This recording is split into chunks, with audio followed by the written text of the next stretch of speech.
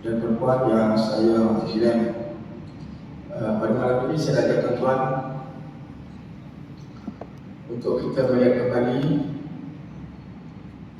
menerusi ayat-ayat Allah Subhanahu Wa Taala dalam surah An-Nahl ayat yang ke-90. Surah An-Nahl ayat yang ke-90. A'udzubillahi minasyaitonir rajim. Bismillahirrahmanirrahim. Inna Allah ya'muru bil 'adli wal ihsani wa ita'i dzil qurba wa yanha 'anil fahsya'i wal munkari wal baghi ya'idukum la'allakum tadhakkarun. Sadaqallahu adzim.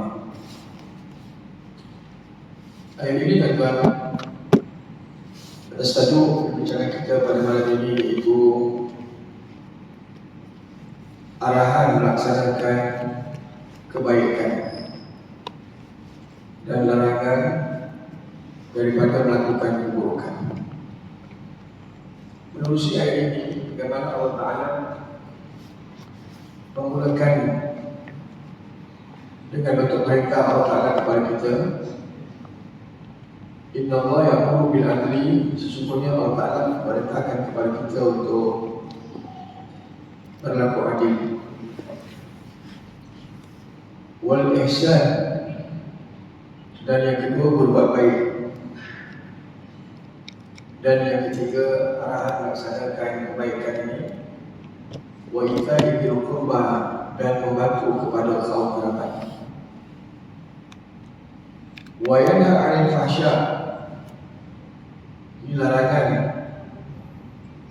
melakukan keburukan.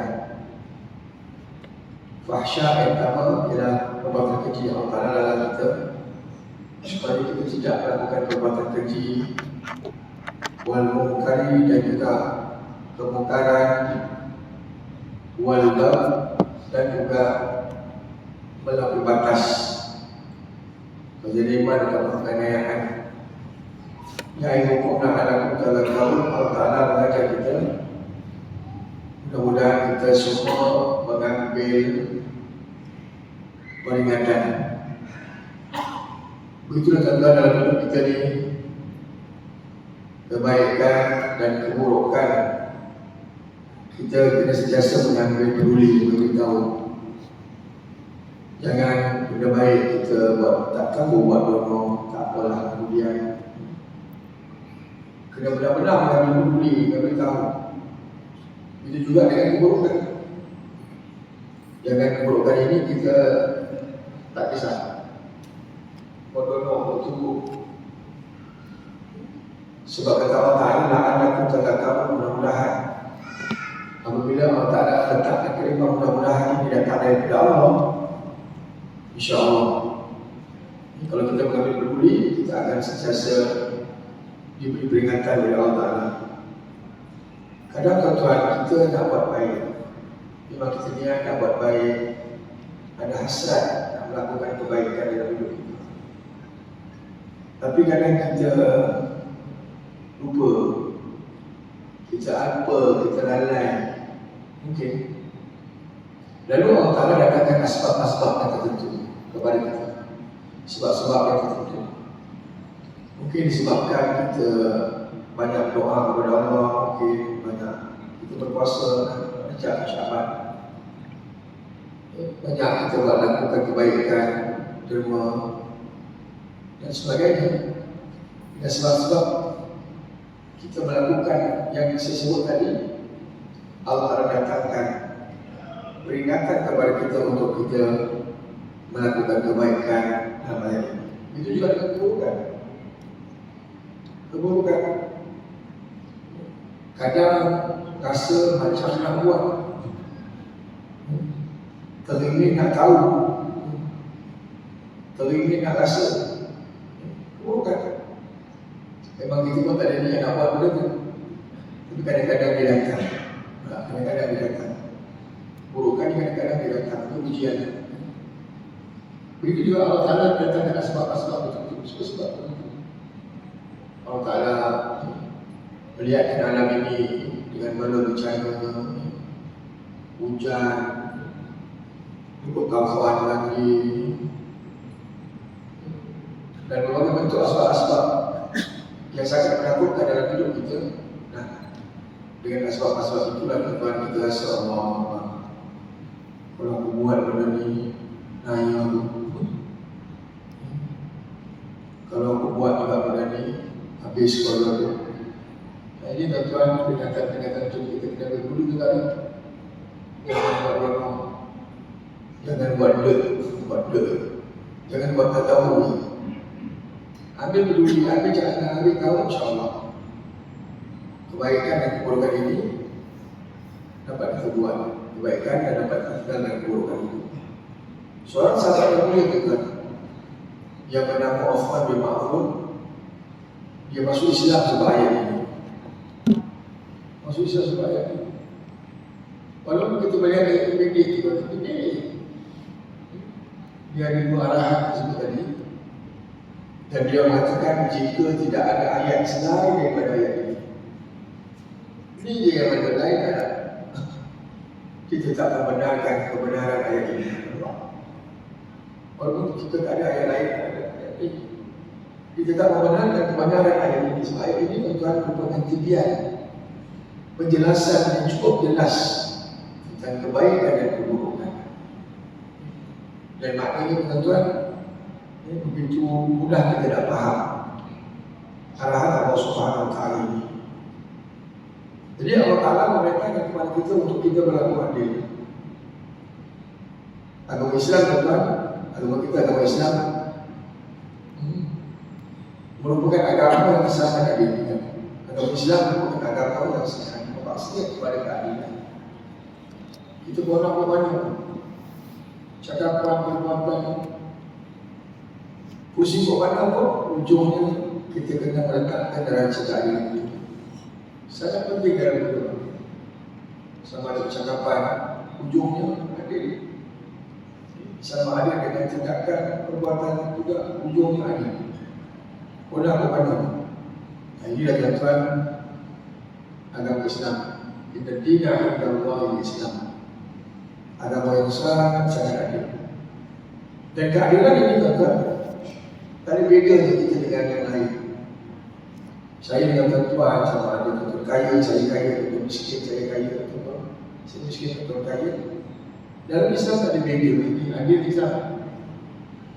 Dalam Islam ada agama yang kasar.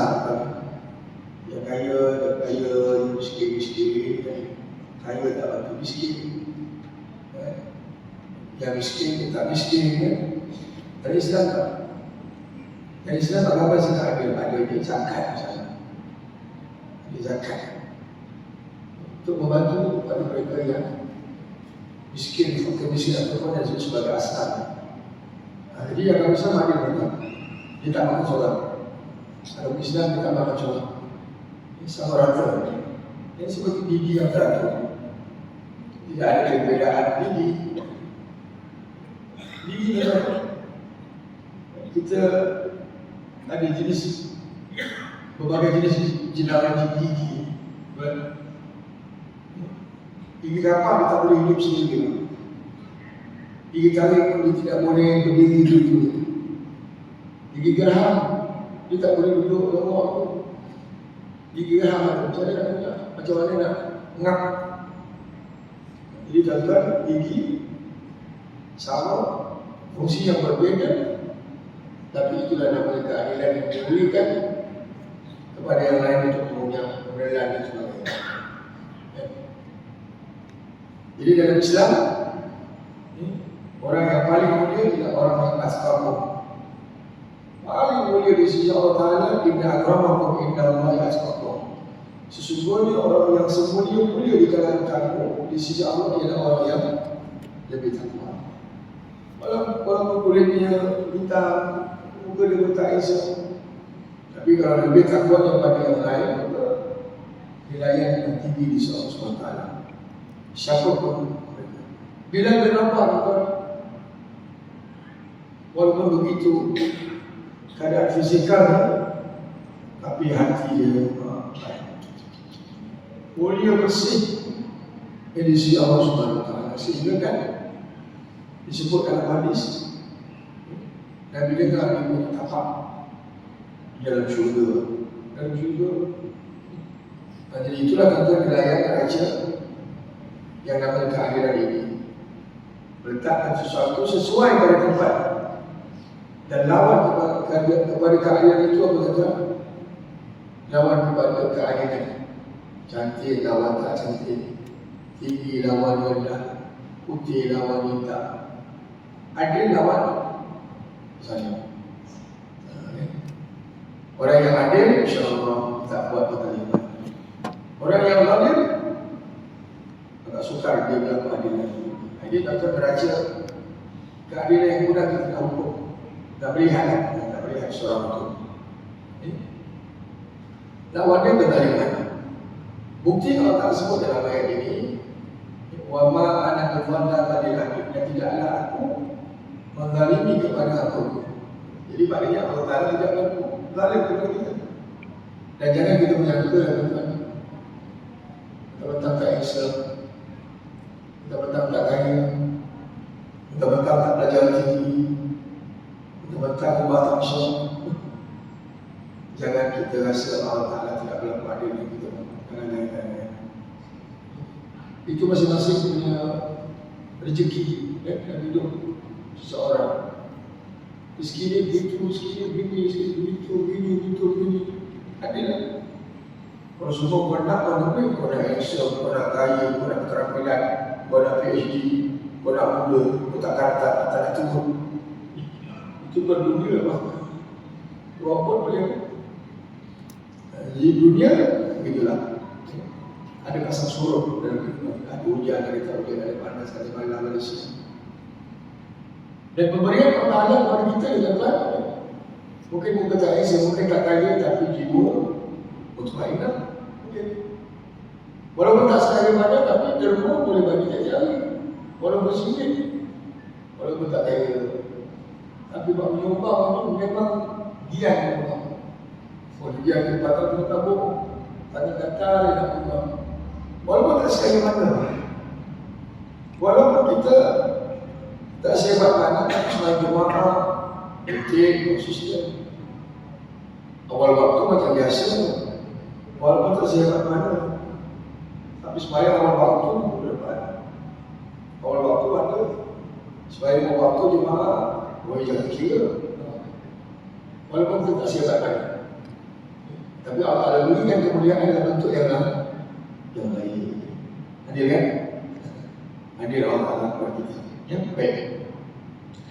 Orang yang melakukan kezaliman itu, orang yang melakukan kezaliman, di akhirat adalah bagaimana Nabi SAW menggambarkan mereka yang melakukan kezaliman. Baik, orang yang melakukan kezaliman ini, kata Nabi SAW, ittaqul zulma, jagalah diri kamu daripada perbuatan zalim. Fa inna zulma zulumatun yaumil qiyamah. Sesungguhnya kezaliman itu akan menjadi kegelapan kamu pada hari akhirat. Dia akan hadapan dengan kegelapan di akhirat gelap. Bang, dunia ni gelap. Setengah jam pun saya kira kita dah rimal. Kita dah rimal, tak boleh nak bergerak. Bayangkan di akhirat gelap kegelapan yang senantiasa, ditambah pula dengan azab Allah Subhanahu Wa Taala. Allah.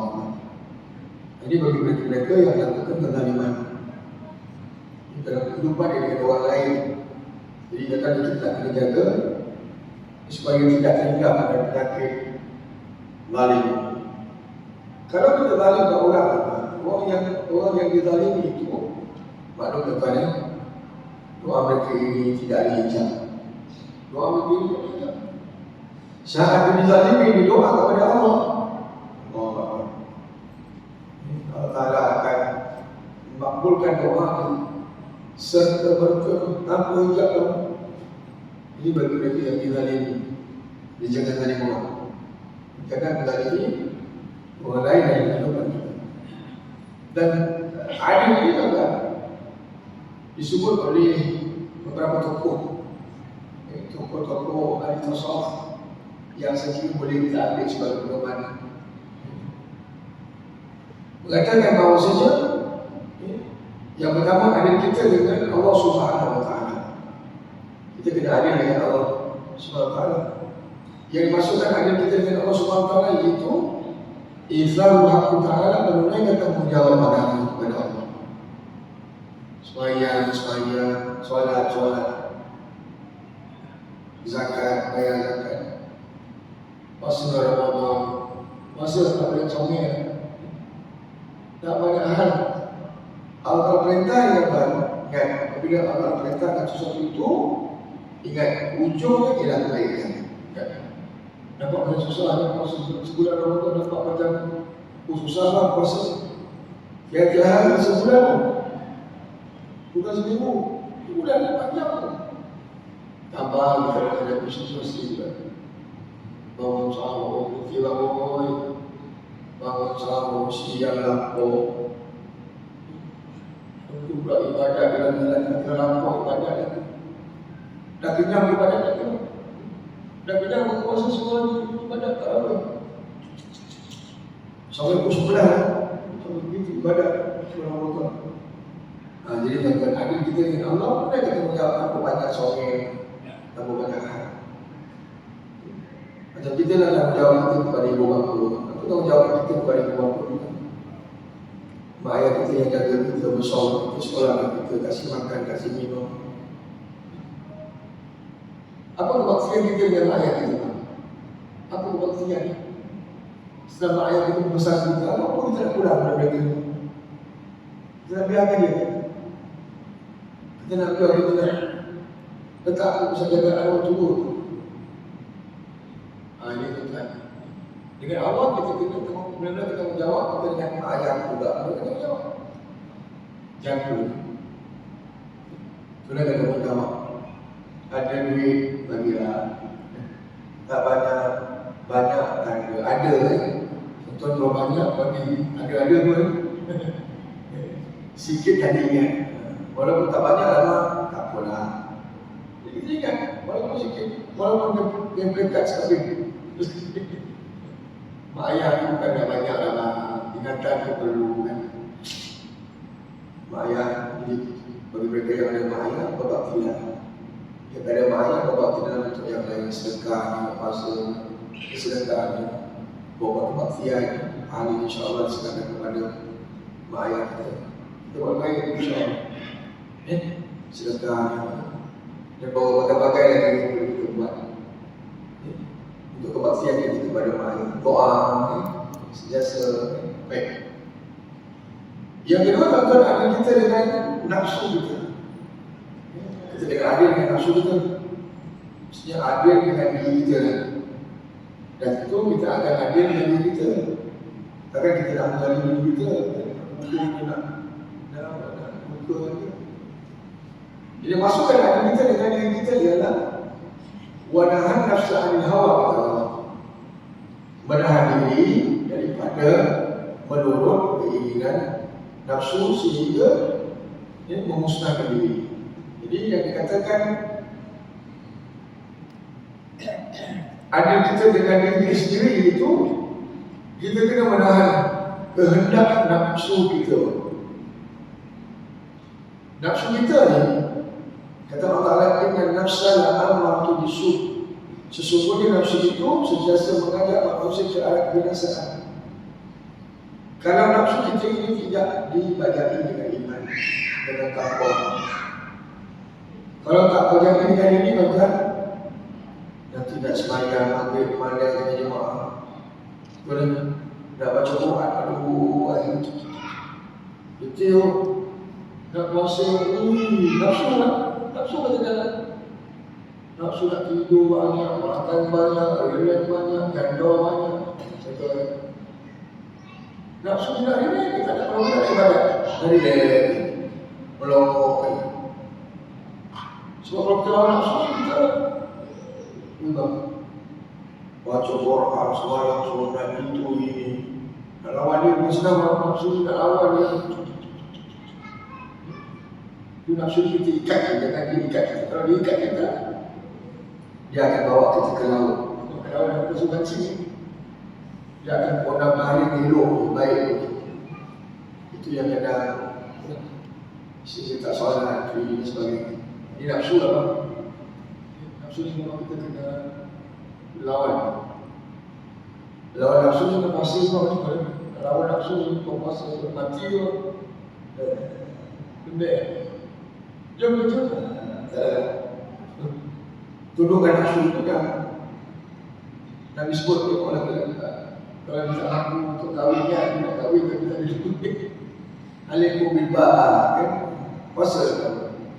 Sebab kamu puasa dan nafsu kamu ni tengok perempuan pun tak Allah, tak apa. Itu yang belum puasa ni tak lah. Belum puasa ni tak lah. Tengok tu tak lah, tengok tu tak lah. Menundukkan kehendak nafsu. Baik. Nah, contoh nafsu makan apa? Saya kira semua kita ada nafsu makan. Budaya makan ni pun dalam TikTok ni. Daripada tak pernah pergi jumpa, jadi pergi jumpa. Contoh kalau tak selera, contoh buka TikTok. Saya nasihatkan tuan-tuan. Kalau tuan-tuan tak selera, buka TikTok. Kompok selera. Kita tengok, wow. RM58 saja. Soto ada, cawan ada, semua ada. Wah, baiklah. Ibu orang sanggup video jauh cari makan dah. Orang sanggup keluar cari nasi 40 hari. Mana orang jauh? Cari nasi 40 hari tak keluar. Bukan jauh. Dan nasi 40 hari. Sebenarnya je. Kebanyakan tak kasi nasi sebenarnya rumah ni. Tapi nak makan juga yang 40 hari ni nasi. Jauh pun tak jauh. Yang penting dapat. Tengok nafsu makan ni. Ujung dunia ni. Orang cari sampai naik motor sampai ke kerja. Sampai ke Pahang. Sampai ke mana-mana cari Bandung je. Ini Bandung je. Tapi sebab makan ni pasal wala. Tu pasal berenang tu. Mikari udang. Wow. Sebab berenang tu ada mikari udang. Kalau kita kerja orang memang meletup buat cari mendarat makan. Ini sebab berenang dia tahu. Biasa kot. Mendarat makan. Menyelera kan. Sebab cari sebab makan ni misalnya. Itu namanya nafsu makan. Jadi Islam ajar kena nafsu makan minum ini kena ada yang ibadat. Jangan makan ikut dan. Betul makan kita lapar. Lapar memang. Masa lapar tu kamu kena ingat tu. Islam ajar ocean ni bukan terlalu kecil untuk kita lalu. Tengok kita boleh kawan atau tak kawan. Hanya 1/3 je. Ustaz, dia betul. Makan 1/3 sulus di ta'am, sulus di syar, sulus di nafs. 1/3 je. Perut saya ni besar. Kasih kau lah. 1/3 je. Pandai-pandai kan kontrol dalam tubuh. 1/3 lah. Bagi 3 pun. Sebab makan ni kan, kalau tak jaga, dia jadi ular sawung. Di pulau makan ni,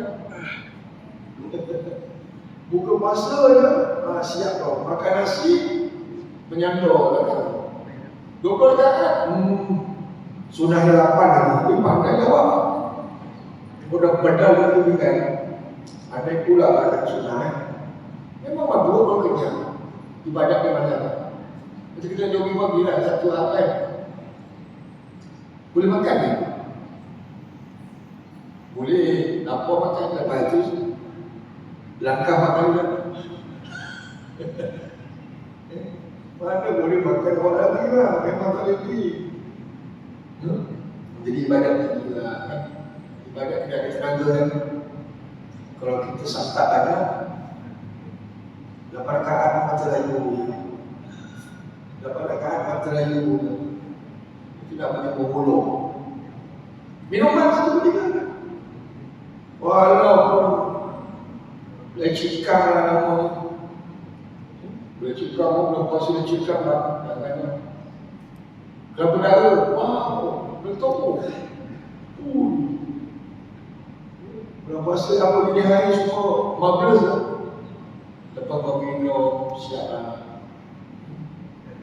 Nafas sebagai dua. Jangan minum, makan, minum je.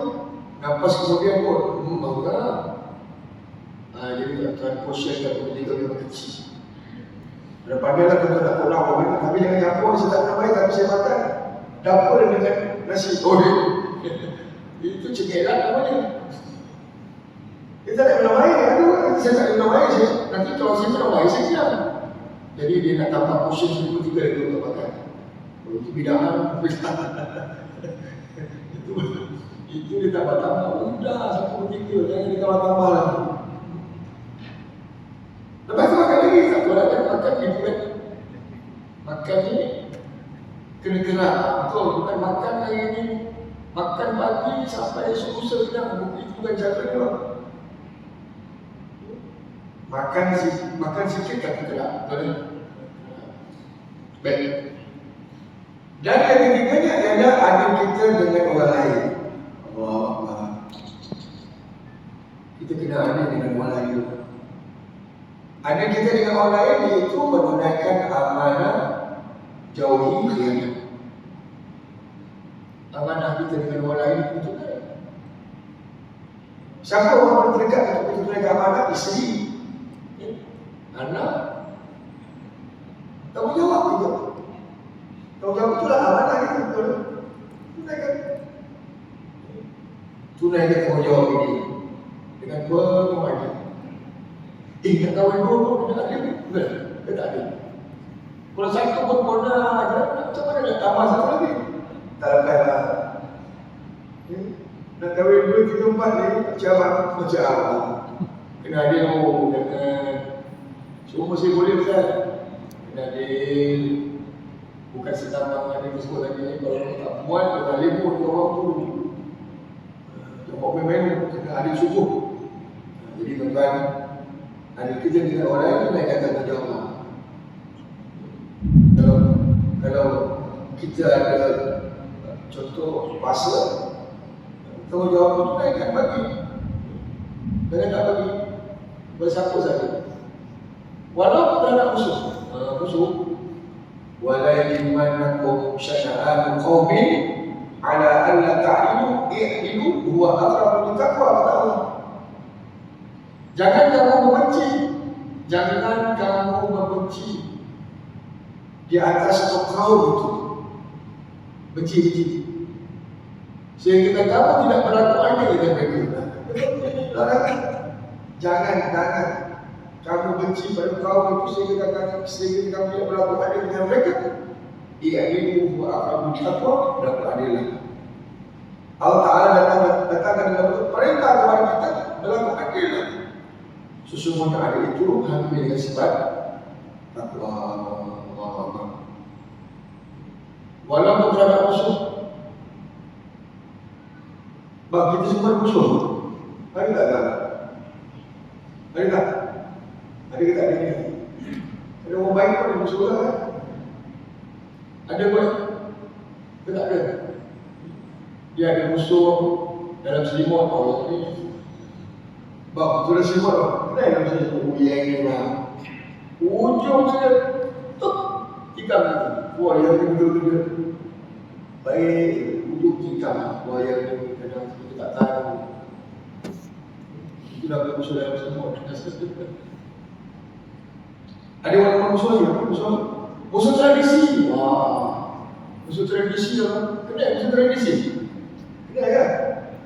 Musuh tradisi dulu kini dan selama-lamanya.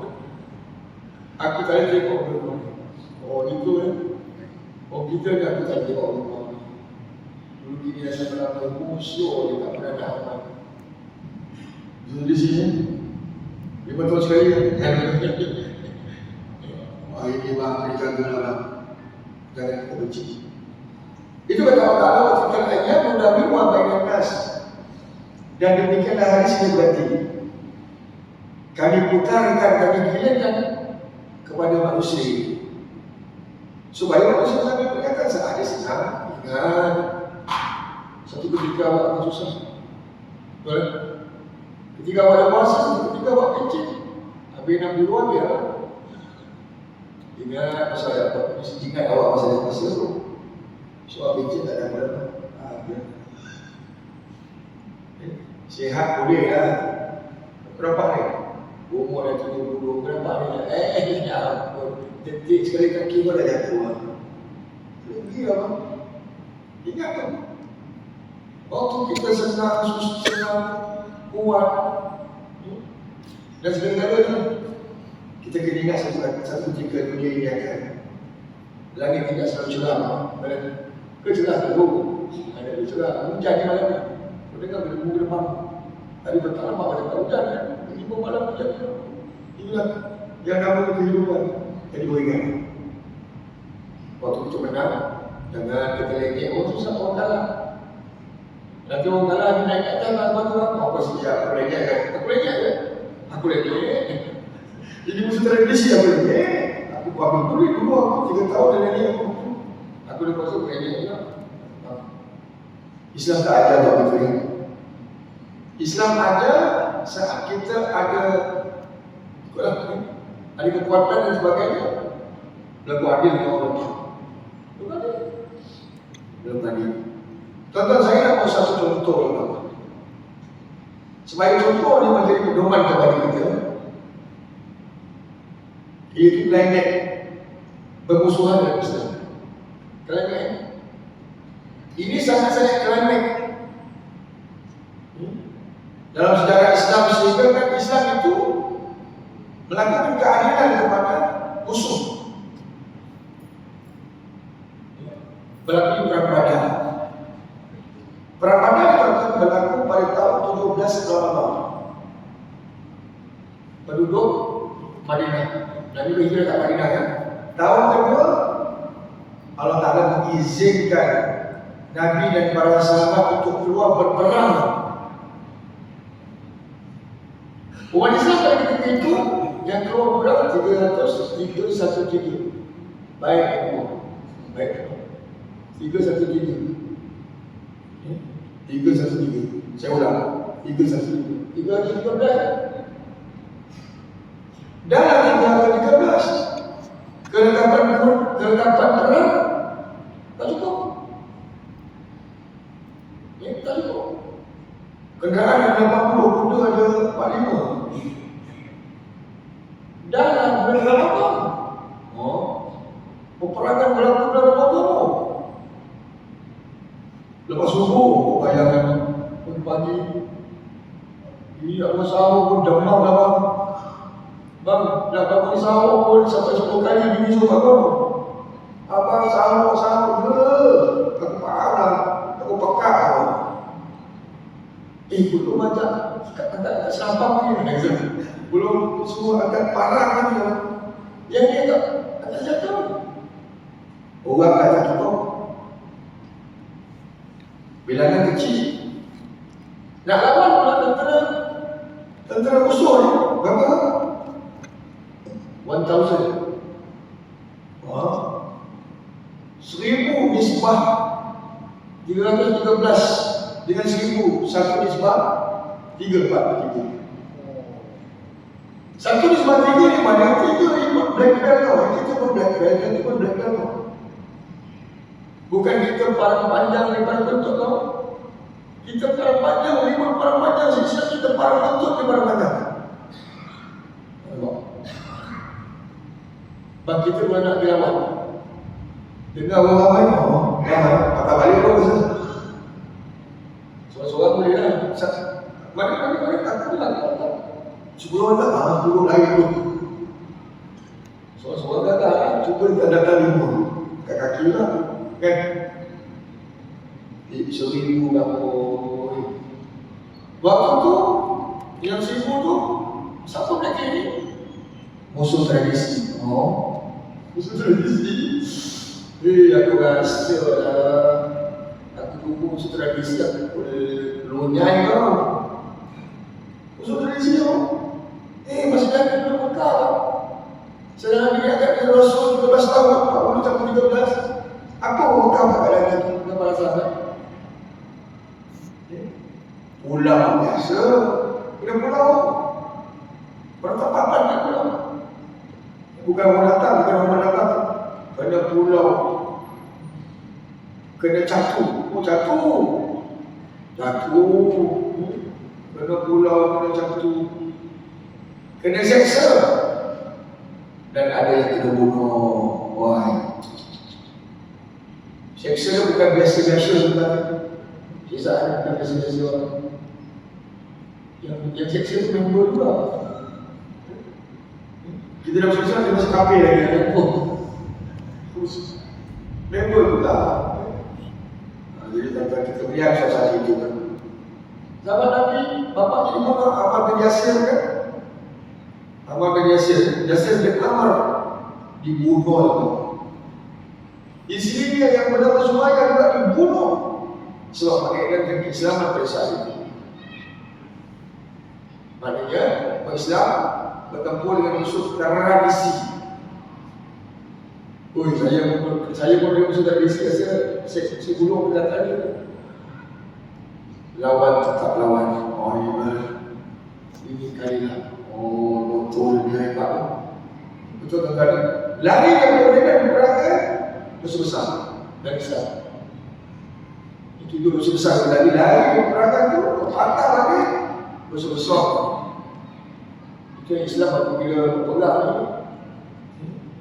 dia akan menuju peperangan itu sebab Allah akan anugerahkan syahid. Jadi tuan-tuan, perang akhirnya kita melihat umat Islam dapat kemenangan. Yang kali-kali Islam kita baca sejarah peperangan bermula di perang Badar sampai lagi walaupun bilangan lebih sedikit walaupun mantap. Bila para sejarawan mengkaji-kaji sebab apa menang perang Badar ini ada satu benda yang hebat dalam Islam lah. Puasa di dalam Ramadan. Allah. Rupanya puasa buat apa dia kuat betul-betul. Dia agak-agak kalau pengurus saja dong, ayah nak puasa dia betul-betul gila tu. Lapor dia. Orang dulu mempegang dalam sejarah bulan Ramadan peperangan Ain Jalut, peperangan Badar, Intifada Palestin. Ini bulan Ramadan. Ain Jalut, pembukaan Andalus seperti itu. Kebanyakan berlaku di bulan Ramadan dan kita melihat bagaimana peperangan di bulan Ramadan bisa sampai kemenangan. Sebab masuk kuat kita masuk ke Islam. Intifada Palestin bulan Israel bulan Sabtu Ramadan atau besok Sabtu tengah sahur air kamu tu kan dia berdiri itu bermula di Intifada Palestin. Maki orang Islam lawan Israel. Besok dah puasa sebab aku macam ni sedih tapi lawan tetap lawan. Akhirnya kalah dan umat Islam dapat kemenangan. Saat itu terusut dikawal selama 70 orang. Dia baru. Bukan kali-kali. Musuh dikawal selama 70 orang. Para sahabat pada ketika itu tuan-tuan duduk bisik ya. Agak-agak nak buat. Ini peperangan utama. Adanya musuh, adanya kawanan peperangan. Umat Islam bukan begini, sahabat berbisik. Apa lagi nak simpan kepada namanya musuh peperangan ini, kawanan perang. Kita baca sejarah kawanan perang apa dia buat? Apa dia buat? Seksa betul-betul kan? Kawanan perang tu. Lalu kita Nabi dikekang apa-apa kan mereka ini seolah-olah kan apa-apa. Maknanya orang perang tak boleh buat apa-apa lah. Dia macam duyuf. Dia macam duyuf Rahman. Kita makan 3 kali, dia makan 3 kali. Kita makan nasi lemak, dia nasi lemak. Kita makan nasi mandi, dia makan nasi mandi. Tak boleh makan nasi kubur. Wah, istimewa lah. baik kita bilang Azan Syah di sini.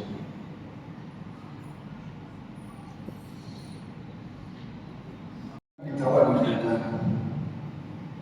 Semua mereka ini ada unsur tradisi. Saya pernah dengar di TV di Baki bagaimana tentera Rusia ataupun tentera Ukraine yang ditawan.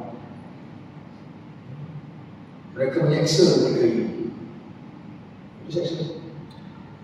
Dengan seksaan yang agak pedih, potong rokok dicucurkan. Jadi liur-liur berkawan kaki satu ayat. Ini orang perang, sebagaimana kita lihat dia ikut Nawa dan sebagainya. Orang perang tak berbincang, seksa memang benda biasa, tak ada beri muka. Selama ini ada lebih ketika menawar Baitul Maqdis tahun 900 lebih Hijrah. Sebelum itu Tentera Salib menawar Baitul Maqdis dibunuh oleh umat Islam. Saat selama ini ada lebih merampas balik Baitul Maqdis, seorang menawar. Sebab mereka bukan lawan, sebab mereka bukan berperang pada saat itu, kawan. Dibebaskan kanak-kanak, wanita yang tua. Ini bukan lawan dalam peperangan. Mereka itu orang biasa, kawan. Seorang muda-muda.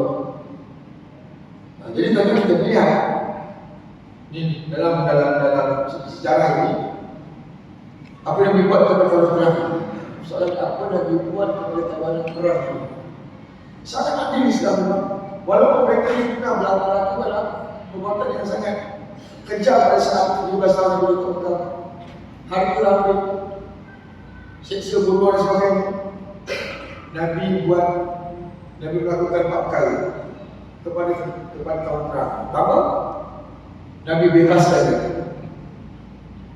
Nabi bebaskan mereka. Di sebagainya Nabi bebaskan mereka dengan terusan. Itulah begitu dan sebagainya. Sebagian juga mereka Nabi bebaskan mereka, akan tetapi mereka kena mengajar umat Islam. Dia kena ajar umat Islam, itu tebusan dengan mengajar. Ikutlah kalau kepandaian dia matematik ke kepandaian itu ini dia kena ajar balik. Dan yang ketiga Nabi bebas tanpa tebusan. Jadi Nabi bebaskan apa bisa bebas. Yang keempat adalah 2 orang lelaki itu dibunuh sebab tertentu. Jadi ini kita melihat bagaimana agama Islam itu adil dengan tentera tadi atau dengan musuh tradisi ini, sehingga Nabi tidak melakukan perbuatan seperti mana yang kita dengar terhadap tentera atau terhadap kawanan perang. Bacalah sejarah perangan Islam, kita akan melihat bagaimana adilnya Islam. Saya nak Umar. Saya Umar zaman Sayyidina Umar ni kata dia zaman kamu buka kota. Dia buka kota. Menawan. Apa yang dia bawa? Dia bawa keadilan. Ditawar dia keadilan, keamanan, kesejahteraan, kestabilan negara. 4K dia bawa. Jadi uslub cara Sayyidina Umar bila tawar negara, perkara dibawa dan diberikan seadil-adil kepada penduduk tersebut, diberikan kebebasan kepada penduduk tersebut. Dia tak bunuh. Ini seperti mana yang berlaku di Bosnia. Tahu kan? Ingat tak di Bosnia dulu? Macam mana tentera Herzik masuk Bosnia? Apa dia buat? 1956. Masih ingat kan? Apa dia buat? Hampir 10,000 dibunuh. Hak kecil campuran, apa ni yang wanita ni dibiarkan lalu dikubur dan dibiarkan supaya mereka ni lahir dari etnik Bosnia Herzik ini. Etnik Kristian apa? Herzik 1990 dan janji sana. Banyak lagi kan? Mereka masuk Iraq, apa libat? Sejarah pendekat kita apa libat? Jadi semua tuan kita lihat sendiri apa yang mereka lakukan di negara umat Islam sehingga berlaku sampai ke ini lah Israel di sekitar negara. Jadi bila tuan berbicara kepada hari ini mengenai dengan apa perintah kan kita untuk berapa hari insyaAllah berapa hari lagi berapa hari lagi insyaAllah kita selamat dunia dan akhirat itu. Sekarang tuan-tuan kita kumpul dengan Assalamualaikum warahmatullahi wabarakatuh.